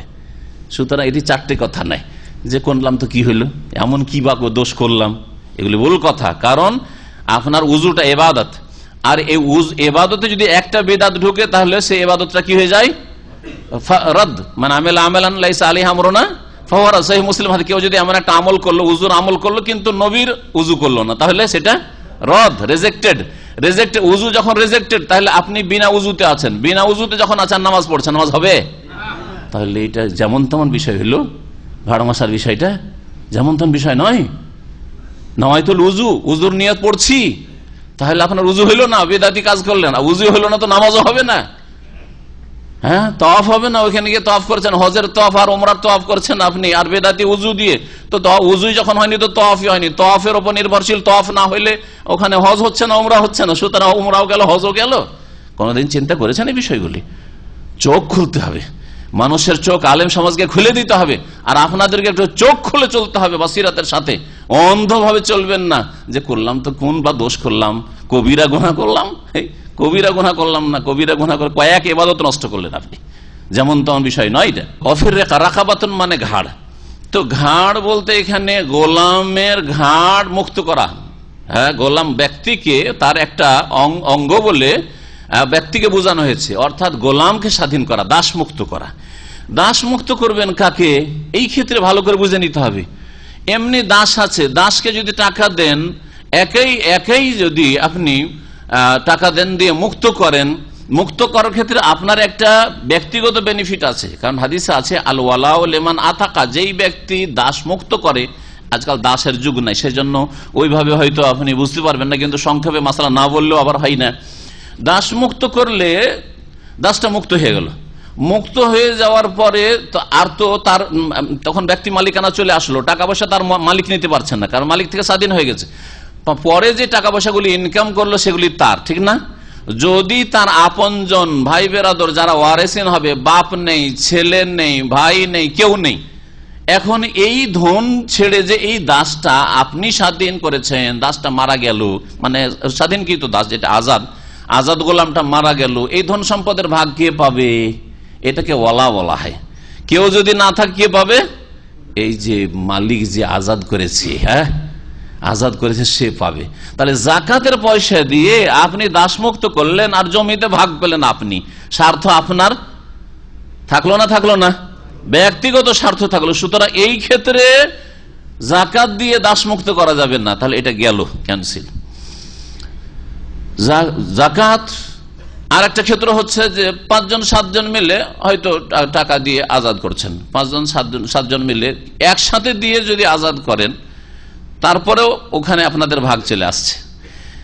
যদি আগে পরে করেন, আপনি হয়তো একটা দাস আজাদ করতে ও মালিক চেয়েছে 1000 টাকা, আপনি 200 টাকা দিলেন, 300 টাকা দিলেন, যেদিন দিলেন ওর মালিক সন্ধ্যাবেলা তো হিসাব নেই, কি ইনকাম করেছে সেটা তো আমার, কারণ দাসের ব্যক্তি মালিকানা নেই, যা ইনকাম করবে সেটা কার হয়ে যাবে? মালিকের কাছে চলে গেল। তো এইভাবে তো আজাদ হইতে পারে না। এই জন্য এই অবস্থাগুলিতে দাস আজাদ করা এখানে বোঝানো হয়নি। কোন ক্ষেত্রে বোঝানো হয়েছে? মোকাতাব গোলামের ক্ষেত্রে বোঝানো হয়েছে। মোকাতাব গোলাম কাকে বলা হয় তাহলে বুঝতে হবে, ফিকহের মাসলা এটা একটা, হাদিস আছে, ফিকহেও আছে। কখনো কখনো মালিকের সাথে দাস একটা লিখিত চুক্তি করে নেয়, এটা প্রস্তাব হয় দাসের পক্ষ থেকে হয় অথবা মালিকের পক্ষ থেকে। মালিক বলে যে তুই যদি আমাকে 1000 দিরহাম দিয়ে দিস বা দিনার দিয়ে দিস, তাহলে তোকে স্বাধীন করে দেবো, দেখ কোথায় তুই যদি পাইস, কেউ হেল্প করে যা কালেকশন কর, হ্যাঁ, আর যদি কেউ যদি জাকাত টাকা দিয়ে যদি তোকে আজাদ করে দেয়, তোকে আমি আজাদ করে দেবো, তাহলে এত টাকা কিন্তু আমাকে দিতে হবে। কিনলেন না আপনারা, কিন্তু হেল্প করছেন। ও যদি লেখাপড়া করে নিয়েছে যে 1000 টাকা মালিককে দিতে পারলে আমি ওখান থেকে ছুটি পেয়ে যাব, স্বাধীন হয়ে যাব, এটা হচ্ছে মুকাতাব গোলাম। আপনারা এখন জাকাত থেকে দিতে পারেন, এতে আপনাদের ওই যে ও মারা গেলেও ধন সম্পদে ভাগ পাও, এটা আপনি পাবেন না, কারণ স্বাধীন করছে কে? আপনার স্বাধীন করছেন, আপনার সাথে জাকাত দিয়ে স্বাধীন করছে ও মালিক, ওর সাথে কথাবার্তা হয়ে গেছে, মুকাতাব এত টাকার বিনিময়ে তোকে স্বাধীন যা।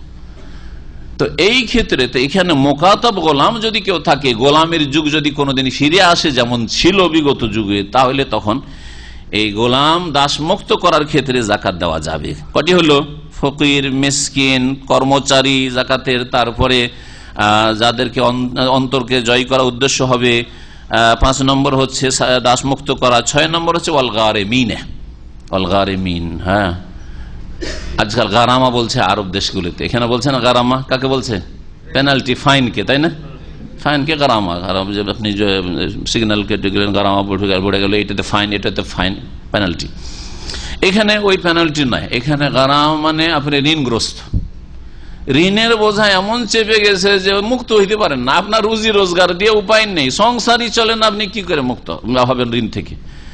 এইরকম যদি ঋণের বোঝা আপনার চেপে যায় তাহলে জাকাত নিতে পারবেন আপনার ঋণ মুক্ত হওয়া পর্যন্ত। ব্যাস, ঋণ মুক্ত হলেই আর তারপরে আপনার ইনকাম দিয়ে সংসার চলে, আপনার জন্য জাকাত নেওয়া তখন হারাম হয়ে যাবে, শুধু ঋণ মুক্ত হওয়ার জন্য। ঋণ নিজের ঋণ হোক অথবা অন্যের বোঝা উঠাতে গিয়ে ঋণ হোক, বিশেষ করে অন্যের বোঝা উঠাতে গিয়ে যে ঋণটা হয় ওই ক্ষেত্রে নবী সাল্লাল্লাহু আলাইহি ওয়াসাল্লাম হাদিসে আছে যে ব্যক্তি জামানত নিয়েছে, জামানত নিয়ে ফেঁসে গেছে, সেই ব্যক্তি 1 নম্বরে হকদার এই জাকাতের। কেমন সেটা? যেমন একটা লোক, ওর কাছে 50,000 রিয়াল কেউ পাবে, দিতে পারে না, তখন ওকে জেলে দিচ্ছে বা মারধর করছে, গলায় গামছা দিচ্ছে, রাস্তাঘাটে অপমান করছে। আপনাকে মায়া লাগলো, ভাই আমি এর জিম্মা নিচ্ছি, ও যদি না দেয় 1 মাস 2 মাস কতদিনে তুমি দিতে পারবে? ও বললো যে আমি 3 মাসে দিয়ে দেবো। ঠিক আছে, 3 মাস যদি না দেয় তো আমি নিচ্ছি জিম্মা, আমি দায়িত্ব নিচ্ছি, আমি এর দায়িত্বশীল, আমি দেবো। তাহলে দায়িত্ব আপনি নিয়ে ফেললেন, ও ওখান থেকে কেটে বললো, দিল না, 3 মাসে দিতে ছিল, দিল না, হয়তো দিয়ে দিল তো ভালো কথা, বা দিতে পারলেন না, ফেঁসে গেলেন আপনি। এখন অপরের বোঝায় আপনি কি করে দেবেন এত টাকা, আর অপরের বোঝা উঠিয়েছেন আপনি। তখন আপনার জন্য যদিও আপনি সচ্ছল, মাশাআল্লাহ আপনার সংসার চলে যাচ্ছে, কিন্তু অন্যের যেহেতু ঋণের বোঝা আপনার কাঁধে উঠিয়েছেন, আর সেই ব্যক্তি জামানত নিয়েছেন, সেই ব্যক্তি কেটে পড়েছে, পালিয়ে গেছে, হয়তো উধাও হয়েছে, সেই জন্য এইখানে জাকাত দিয়ে আপনি ঋণ মুক্ত হইতে পারবেন। এটা হচ্ছে গারেম দামিন, এখানে যে জিম্মেদারি নিয়েছে, দায়িত্ব জামানত নিয়েছে।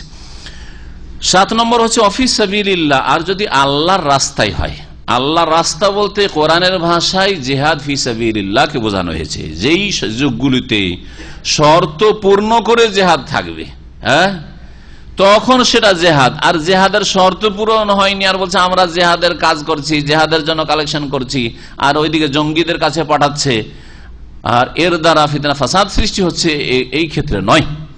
তো জেহাদের শর্ত যখন পুরা আছে আর জেহাদ ফি সাবিলিল্লাহ হচ্ছে, সেই ক্ষেত্রে যদি কেউ জেহাদের ক্ষেত্রে দেয়, এটা হচ্ছে ফি সাবিলিল্লাহ, এটাই হচ্ছে আসল ফি সাবিলিল্লাহ। আজকাল এই ফি সাবিলিল্লাহকে টেনে টুনে আমাদের আলেমরা এমন করেছে যে সব স্বার্থগুলি কখনো ঢুকিয়ে ফেলেছে। ফি সাবিলিল্লাহতে মাদ্রাসা ঢুকিয়ে ফেলেছে, ফি সাবিলিল্লাহতে তার ইতিমখানা ঢুকিয়ে ফেলেছে, ফি সাবিলিল্লাহতে যত মানে যাকাত নিতা সংগঠন ঢুকিয়ে ফেলেছে, সব ঢুকিয়ে ফেলেছে। অথচ এই ক্ষেত্রে ওলামাদের কোনো ফতোয়া নেই এরকম। এমন কি দাওয়াতের কাজে দেওয়া যাবে কিনা এই বিষয়ে, ইসলাম প্রচারের ক্ষেত্রে দেওয়া যাবে কিনা এই বিষয়ে ইখতিলাফ রয়েছে ওলামাদের। সৌদি আরবের একজন বড় আলেম, তার ফতোয়া রয়েছে, তিনি হচ্ছেন ইবনে জিবরিন রাহিমাহুল্লাহ, শেখ ইবনে বাজের সবচেয়ে বড় ছাত্র, সিনিয়র ছাত্র এবং খুব বড় আলেম। তো তিনি কয়েক বছর আগে ইন্তেকাল করেছেন। তার ফতোয়া আছে যে বর্তমান যেহেতু এই ফি সাবিলিল্লাহ মানে জিহাদ নেই, অস্ত্রের জিহাদ নেই কাফেরদের সাথে, সুতরাং এই দিনের কাজটা তারপরে দাওয়ার মাধ্যমে হচ্ছে। এই জিহাদের কাজটা কিসের মাধ্যমে হচ্ছে? কারণ জিহাদটা হচ্ছে 3টে যে দাওয়াতের স্তর আছে তার উচ্চ স্তর। বল প্রয়োগ করে অন্যায়কে নির্মূল করা, বল প্রয়োগ করে ভালো কাজ করানো, ঠিক না? এটা হচ্ছে অস্ত্রের জিহাদ। আর 2 নম্বরে কি? বল প্রয়োগ যদি না করতে পারেন, ওই ক্ষমতা না থাকে বা ওটা যদি বাস্তবে না থাকে, তাহলে কথার দ্বারা। তাহলে কথার দ্বারা সেটা মুখের কথা হইতে পারে, সেটা কলমের কথা হইতে পারে, লিখনীয় হইতে পারে। তো এইভাবে দাওয়ার কাজ ইসলাম প্রচারের ক্ষেত্র এটাও ফি সাবিলিল্লাহ বলে তার ফতোয়া রয়েছে। আর এই ফতোয়াগুলি বিভিন্ন ইসলামিক সেন্টারগুলিতে তাদের কাছে কপি করা আছে। এই জন্য ইসলাম প্রচারের ক্ষেত্রে, ইসলাম প্রচারে সে বই ছাপানো হোক, একটা সিডি হোক, একটা মেমোরি হোক, অথবা যেইভাবে হোক না কেন, একটা ইসলামিক মাহফিলের মাধ্যমে এখানে লোকজনকে সহিহ আকীদার তালিম দেওয়া যাবে, নামাজের শিক্ষা দেওয়া যাবে, শিরক বিদআত থেকে সতর্ক করা যাবে, বেদিনগুলোকে দিনের মধ্যে নিয়ে আসা যাবে, সবগুলি দাওয়া ফি সাবিলিল্লাহ। অমুসলিমকে দাওয়াত দেওয়া যাবে ইসলামের জন্য, অমুসলিমের দাওয়াত হোক, অথবা মুসলিম যারা ফরজ ওয়াজিব ত্যাগকারী, হারাম নাজায়েজে লিপ্ত রয়েছে তাদের দাওয়াত হোক, অথবা মুসলিমদের মধ্যেকার শিরক বিদআতকারী বিদআতপন্থীদের দাওয়াত হোক। দাওয়াতের 3টো ক্ষেত্রেই ফি সাবিলিল্লাহ, 3টো ক্ষেত্রকেই শামিল বেশ কিছু উলামায়ে কেরাম আমাদের কাছে। কিন্তু এটাকে আরো ব্যাপকতা দিয়ে যারা অফিসিয়াল কাজ করছে, ধরেন কিন্তু একটা সংগঠনে তাদের বেতন আর তাদের ইত্যাদি ইত্যাদি, তারা দুনিয়ার সাবজেক্ট পড়াচ্ছে, তাও তাদের আর বেতন, যেহেতু মাদ্রাসার একটা দুনিয়ার সাবজেক্ট ইংলিশ পড়াচ্ছে অথবা বাংলা পড়াচ্ছে অথবা এটা সায়েন্স পড়াচ্ছে, চলো ওরও বেতন যাকাত থেকে, এগুলো জায়েজ নয়। এগুলি তিলকে তাল করে দেওয়া হয়েছে। এই ক্ষেত্রে আল্লাহকে ভয় করা উচিত। অবনিস সাবিল 8 নম্বর হচ্ছে অবনিস সাবিল। ইবনুন মানে সন্তান, হ্যাঁ ছেলে, ছেলে সন্তান, আর সাবিল মানে রাস্তা। তো রাস্তার সন্তান আবার কি হয়? কোরআনের ভাষায়, হাদিসের ভাষায় রাস্তার সন্তান মানে বাড়ি থেকে বেরিয়ে গেছে মুসাফির। মুসাফির সফরে যাওয়ার পরে টাকা পয়সা নিয়েই গেছে, এমন নয় যে ও ভিক্ষা করার উদ্দেশ্যে গেছে, জাকাত খাওয়ার উদ্দেশ্যে গেছে, টাকা পয়সা নিয়ে গেছে, টাকা পয়সা হারিয়ে গেছে বা শেষ হয়ে গেছে, বাড়ি পৌঁছিতে পারে না। তার বাড়ি পর্যন্ত পৌঁছে দেওয়ার জন্য যত খরচ লাগে এই খরচটা জাকাত থেকে দেওয়া যাবে। ওই যুগে, যেই যুগে তার কাছে বা ওই পরিস্থিতিতে, যেই পরিস্থিতিতে তার কাছে টাকা পয়সা পাঠাবার কোনো সোর্স নেই, কোনো ব্যবস্থা নেই। আজকাল অনেক ব্যবস্থা আছে, তাই না? ওখান থেকে টেলিফোন করলে হলো যে আমি অমুক জায়গায় ফেসে গেছি, বাড়িতে যথেষ্ট পয়সা আছে আর আমার কাছে টাকা পয়সা নেই, তোমরা টাকা পয়সা পাঠিয়ে দাও, আমি আসবো। যেমন কালকে এক ভাই হোয়াটসঅ্যাপে লিখছে আমাকে যে অমুক কোন এক সেন্টারে আসবে, বলছে আমি ওখানে ভিসার জন্য ফেসে আছি, 70,000 টাকা চাইছে, না হলে আসতে পারবো না। কয়েক মিনিটের মধ্যে ওখানে টাকা গিয়ে পৌঁছে থাকবে, থাকবে না? থাকবে না? বা 1 দিন 2 দিন যদি আপনি সাধারণ ভাবে পাঠান, 1 দিন 2 দিন 3 দিনের বেশি নয়, ঠিক না? আপনারা আরো বেশি জানছেন, আমি ওইসব ব্যাংকের সাথে যোগাযোগই রাখি না। তো কথা হচ্ছে সাথে সাথে টাকা, ওতে বললাম ওইটা থেকে শুরু করলাম। যদি আপনি বলেন যে আমি সস্তা করে পাঠাবো, তাও হচ্ছে যে যখন টাকা আপনার কাছে পৌঁছে দেওয়ার ব্যবস্থা আছে, আপনার জন্য জাকাত খাওয়া জায়েজ নয়। আপনি বাড়িতে যখন সচ্ছল, তবে যখন পৌঁছাবার ব্যবস্থা নেই, কোনো খোঁজ খবর নেই, যোগাযোগ ব্যবস্থা নেই, টেলিফোনে কোনো যোগাযোগ করতে পারছেন না, ঠিক আছে, বাড়ি পৌঁছা পর্যন্ত জাকাত খেতে পারেন। এই 8 শ্রেণীর মানুষ জাকাত নিতে পারে, সাদকা নিতে পারে। ফরিদাতাম মিনাল্লাহ মানে এটা হচ্ছে আল্লাহর পক্ষ থেকে ফরজ বিধান, মানে নির্ধারিত, সুনির্ধারিত বিধান। ওয়াল্লাহু আলিমুন হাকিম, আল্লাহ পাক রব্বুল সবকিছুই জানেন এবং তিনি বিজ্ঞানময়। আল্লাহ পাক বলছেন যে মুনাফিকদের মধ্যে কত আবার এমন আছে যারা নবীকে কষ্ট দিয়ে থাকে, সাল্লাল্লাহু আলাইহি ওয়াসাল্লাম, নবী সাল্লাল্লাহু আলাইহি ওয়াসাল্লামকে কি করে থাকে? কষ্ট দেয়। তাহলে মুনাফিকদের কাজ হচ্ছে আল্লাহর নবীকে কষ্ট দেওয়া, হ্যাঁ, নেক লোকদেরকে, সাহাবায়ে কেরামকে কষ্ট দেওয়া। তাহলে সাহাবায়ে কেরামকে যারা গাল দেয়, আবু বকর ওমর সবচেয়ে বড় তাগুত আর জিবত নাকি তাদের কাছে, হ্যাঁ, আয়েশাকে গাল দেয় যারা রাদিয়াল্লাহু আনহা, তারা মুনাফিক না? শামিল ওই জাতিটা চিনে নেবেন যে ওই জাতি কোথায় আছে। এই জাতি যারা সাহাবায়ে কেরামকে গাল দেয়, বলে 5 জন ছাড়া সব নাকি মুরতাদ হয়ে গেছিল আর এরা সব খেলাফত আলীর কাছ থেকে কেড়ে নিয়ে নিয়েছে, এই ইরানিরা, এরা মুনাফিকদের অন্তর্ভুক্ত। এরা নবীকে কষ্ট দেয়।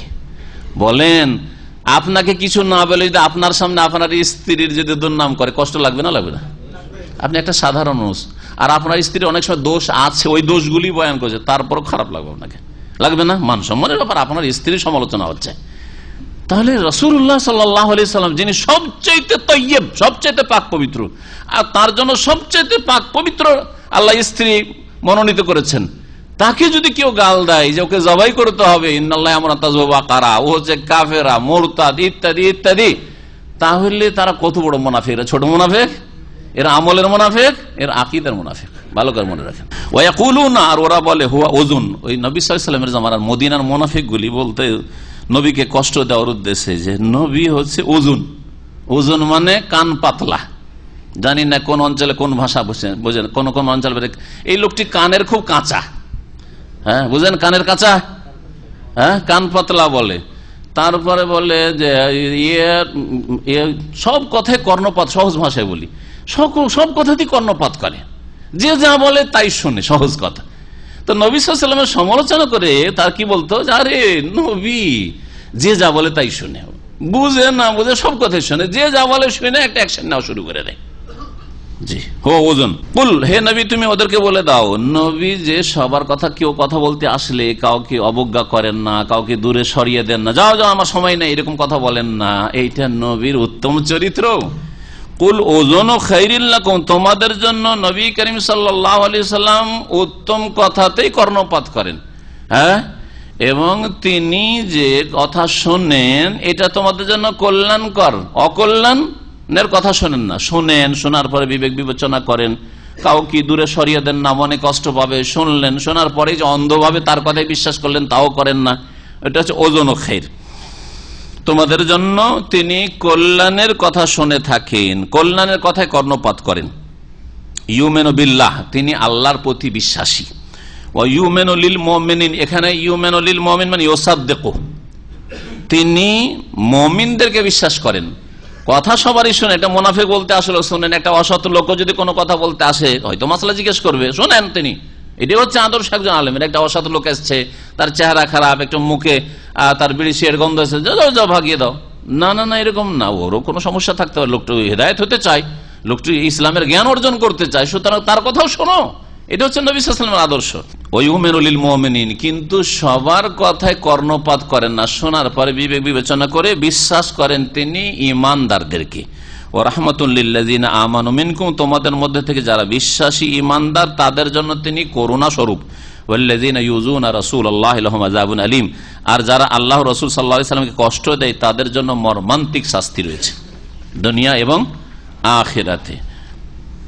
ইয়াহলিফুনা বিল্লাহ, তারপরে আল্লাহ পাক বলছেন এই মুনাফিকরা তোমাদের সামনে আল্লাহর কসম করে, খুব কসম করে। তার মুনাফিকদের একটি চরিত্র হচ্ছে বিশ্বাস জন্মাবার জন্য কি করা, বেশি বেশি শপথ করা, কসম করা। লিয়ুরদুকুম, তোমাদেরকে সন্তুষ্ট করার জন্য, হে নবী, হে নবীর সাথী সঙ্গী সাহাবীরা, তোমাদেরকে রাজি করার জন্য এরা খুব বেশি বেশি কসম করে।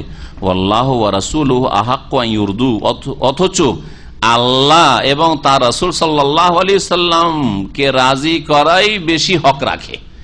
এইভাবে মিথ্যা কথার আশ্রয় নিয়ে কসম করে বিশ্বাস জন্মাবো আর আল্লাহকে অসন্তুষ্ট করব, দিনের ক্ষতি করব, আমরা মিথ্যাবাদী হব, এইরকম না করে যদি তারা সৎকর্মশীল হইতো, অন্তর থেকে ইমানদার হইতো, তাহলে কি হতো, আল্লাহ রাজি হয়ে যেতেন আর রাসূলুল্লাহ সাল্লাল্লাহু আলাইহি ওয়াসাল্লাম তার জীবদ্দশায় তিনিও তাদের উপর কি হয়ে যেতেন, রাজি হয়ে যেতেন। ওই কথা বলতে চাইছেন যে আল্লাহ এবং রাসূলকে রাজি করাটাই বেশি হক রাখে। ইন কানু মুমিনিন, যদি তারা ইমানদার হতো। আলাম ইয়ালামু, এই মুনাফিকরা কি জানে না, আন্নাহু মান ইউহাদিদিল্লাহ ওয়া রাসূলাহ, যারা আল্লাহ এবং রাসূলের বিরুদ্ধাচরণ করে, ফাআন্না লাহু নারা জাহান্নাম, তাদের জন্য নিঃসন্দেহে জাহান্নামের আগুন রয়েছে, খালিদিনা ফিহা, সেখানে তারা চিরকাল বসবাস করবে। যালিকাল খিজুল আজিম, আর এটি হচ্ছে সবচাইতে বড় লাঞ্ছনা, মহা লাঞ্ছনা। আল খিজিয়ুন মানে লাঞ্ছনা, আর আজিম মানে হচ্ছে মহা, এটি হচ্ছে মহা লাঞ্ছনা তাদের। ইয়াহজারুল মুনাফিকুনা আন তুনাজ্জালা আলাইহিম সূরাতুন তুনাব্বিউহুম ফি কুলুবিহিম, মুনাফিকরা সব সময় ভয়ে ভীতু থাকতো যে কখন যে আমাদের মুখোশ উন্মোচন করে দেওয়া হয়, কখন যে নবীকে জানিয়ে দেওয়া হয় আমরা এই যে দুর্নীতি করছি, আমরা যে ভিতরে ভিতরে ষড়যন্ত্র করছি, আমরা যে ইহুদিদের সাথে গোপনে সম্পর্ক রাখছি, আর ওদেরকে বলছি যে তোমরা ওই দিক থেকে হামলা করবে, এইদিকে যে বিভিন্ন গোত্রীকে বলছি আসো না, তোমরা কি করছো, তাড়াতাড়ি করে তোমরা মদিনার উপর হামলা করো না, আমরা তো আছি তোমাদের সাথে। কখন যে এগুলো জানিয়ে দেওয়া হয় আর কখন যে কি করে মুহাম্মদ আমাদের বিরুদ্ধে, সবসময় ভয়ে থাকে এরা।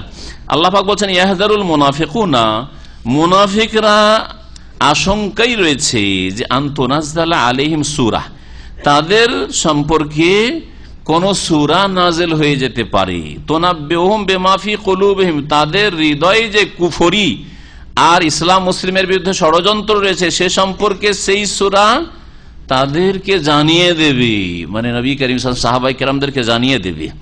ইয়াহজারুল মুনাফিকুনা আন তুনাজ্জালা আলাইহিম আলাল মুমিনিন, নবী সাল্লাল্লাহু আলাইহি ওয়াসাল্লাম মুমিনদের উপর।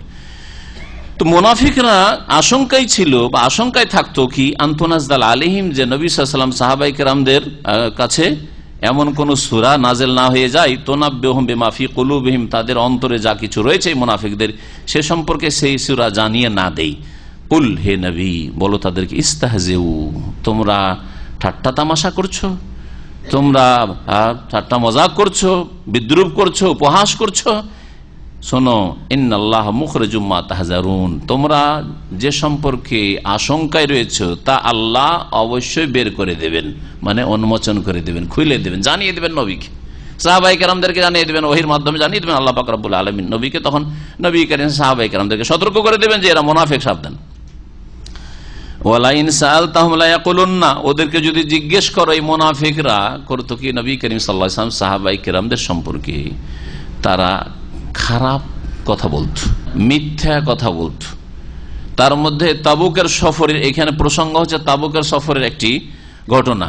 ঘটনা এই ছিল যে তাবুকের সফরে কিছু মুনাফিক গিয়েছে, অধিকাংশ তো যায়নি, বাহানা করে থেকে গেছে, কিছু গিয়েছে। ওরা কথায় কথায় বলছে যে আরে কোন জাতিকে এই মোহাম্মদ আর মোহাম্মদের সাথী সঙ্গীর চাইতে পেটুক দেখিনি, আর লড়াইয়ের ক্ষেত্রে এত কাপুরুষ দেখিনি, আর দান খায়রাতের ক্ষেত্রে খরচ করার ক্ষেত্রে এত কৃপণ দেখিনি।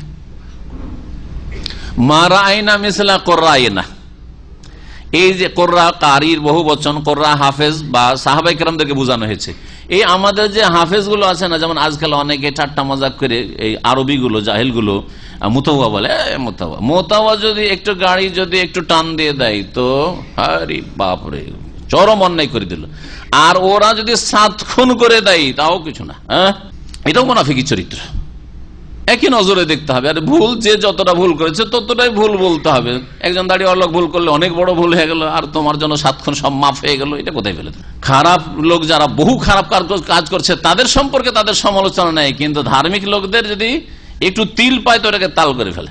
জি, তাহলে এটা মুনাফিকি চরিত্র। তো তারপরে নবী সাহাবায়ে কেরামদের সামান্য এইসব দোষ ছিল না। কি বলেছে? মারাইনা মিসলা কোরআন, আমাদের এই যে হাফেজ গুলো আছে না, এই যে সাহাবীরা সম্পর্কে বলছে, এই যে মুহাম্মদের সাথী সঙ্গীরা সাল্লাল্লাহু আলাইহি ওয়াসাল্লাম, এদের আরগাবু বুতুনান, পেটের ক্ষেত্রে বড়ই উদ্গ্রীব আগ্রহী, পেট পূজাতে এরা একবারে ফার্স্ট, কোথায় খেতে আছে ভালো খাবার, আরগাবু বুতুন।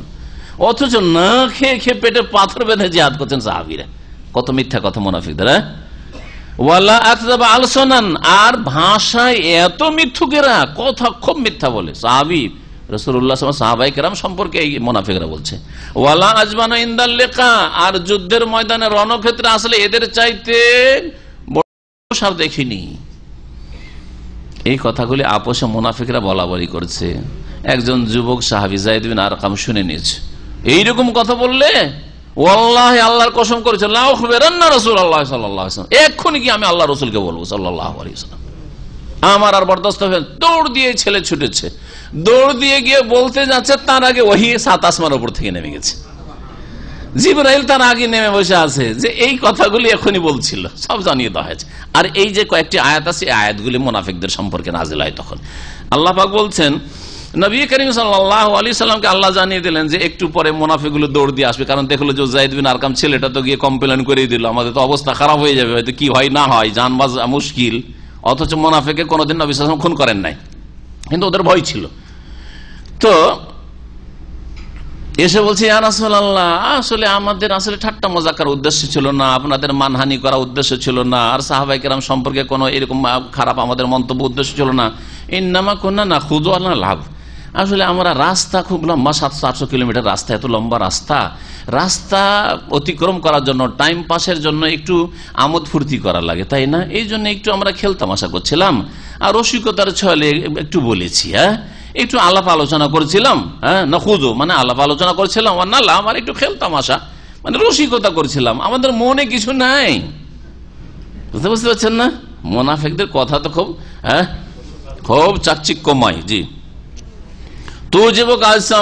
তাদের রূপ চেহারাও তোমাদেরকে ভালো লাগবে, সূরা মুনাফিকুন আল্লাহ বলছে, তাদের ভাষাও খুব মিষ্টি। তাই আল্লাহ বলছেন, আয়াত নাযিল হয়ে যাচ্ছে, সাহাবী ওই যায়েদ বিন আরকাম যুবক আসার আগে আয়াত নাযিল হচ্ছে, এই আয়াতগুলো। ওয়ালা ইন সাআলতাহুম, হে নবী তাদেরকে যদি জিজ্ঞেস করে যে কেন এইসব কথা বললে, লা ইয়াকুলুন্না, অবশ্যই মুনাফিকগুলি বলবে, ইন্নামা কুন্না নাখুযু ওয়া নালআব, আমরা আসলে একটু আলাপ আলোচনা করছিলাম আপোষে, ওয়া নালআব আবার একটু খেলতামাশা রসিকতা করছিলাম, মজাক একটু সামান্য কিছু করছিলাম, আমাদের আসলে উদ্দেশ্য ছিল ওয়াকান হাদিসের রাকব, আসলে একসাথে আমরা যাচ্ছি এত দূরের রাস্তায়, একটু আলাপ আলোচনা করে টাইম পাস করছিলাম। কুল, হে নবী, ওরা যখন এইরকম কথা বলবে যে আমরা আসলে ঠাট্টা মজাক করিনি, আমরা একটু খেলাধুলা করছিলাম আর একটু আলাপ আলোচনাই করছিলাম, উদ্দেশ্য আমাদের অসৎ ছিল না, তখন তাদেরকে বলবে তুমি আবিল্লাহি ওয়া আয়াতিহি ওয়া রাসূলিহি কুনতুম তাস্তাহজিউন, কি তোমরা আল্লাহ সম্পর্কে এবং তার আয়াত সম্পর্কে এবং তার রাসূল সম্পর্কে ঠাট্টা বিদ্রুপ করবে, মজাক করবে, উপহাস করবে? আল্লাহ পাক শিখিয়ে দিলেন নবী সাল্লাল্লাহু আলাইহি ওয়াসাল্লামকে যে এইভাবে তাদেরকে বলো তুমি, লা তাতাযিরু, তোমাদের কোনো ওযর শোনা হবে না, এইসব ওযর অজুহাত পেশ করিও, লা তাতাযিরু কাদ কাফারতুম বাদা ঈমানিকুম, তোমাদের ইসলাম কবুল করার পরে, ঈমান কবুল করার পরে তোমরা কাফের হয়ে গেছো। ভালো করে শোন, কি হয়েছে? কাফের, কাদ কাফারতুম বাদা ঈমানিকুম, তোমরা কাফের হয়ে গেছে। ওরা তো প্রথমখানি মুসলিম হয়নি, কিন্তু বাহ্যিক ইসলামে প্রবেশ করেছিল আর ভিতরে কুফরি ভরা ছিল। কাদ কাফারতুম মানে কুফরিটা তোমরা এখন প্রকাশ করে দিয়েছে।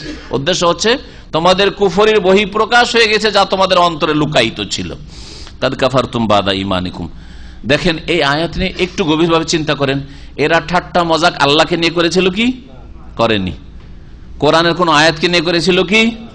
কাদেরকে নিয়ে করেছিল? সাহাবায়ে কেরামদেরকে নিয়ে।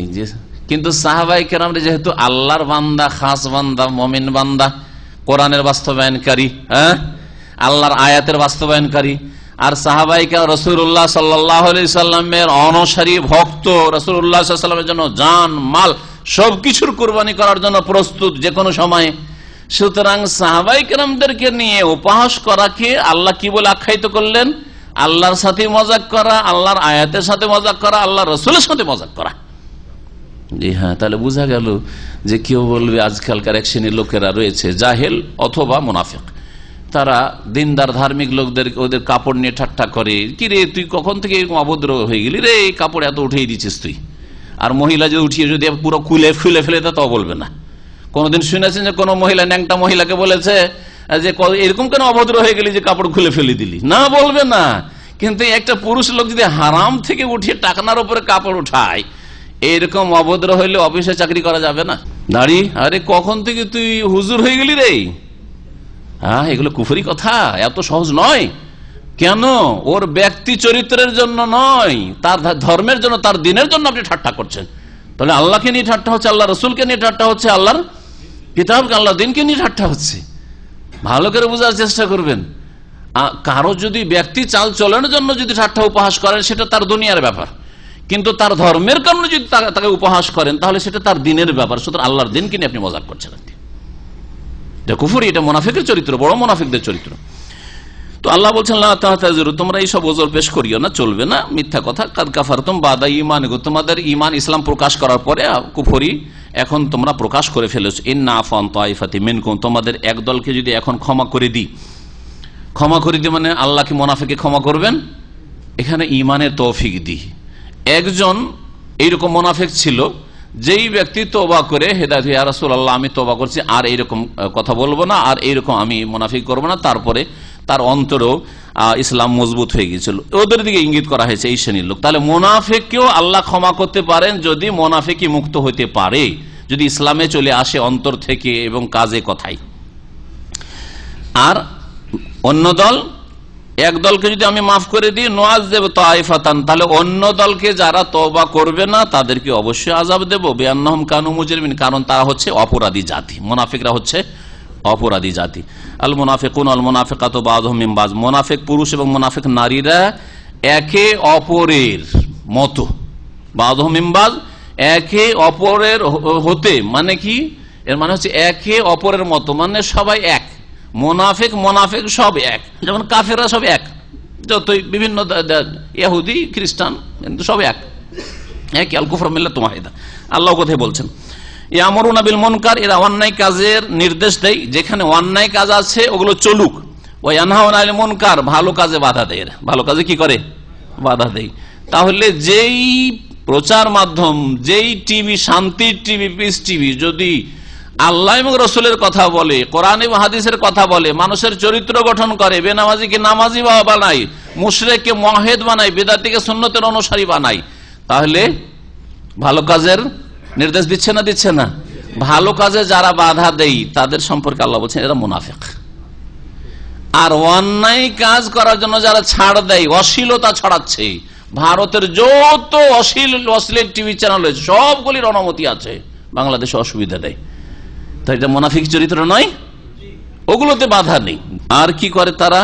ওয়ায়াকবিজুন আইদিয়াহুম, তাদের হাতকে গুটিয়ে নেয়, মানে তারা কৃপণ খরচ করতে চায় না। নাসুল্লাহ, তারা আল্লাহকে ভুলে গেছে। ফানাসিম, আল্লাহ তাদেরকে ভুলে যাবেন। ইন্নাল মুনাফিকিনা হুমুল ফাসিকুন, নিঃসন্দেহে মুনাফিকরাই হচ্ছে বড় পাপাচারী।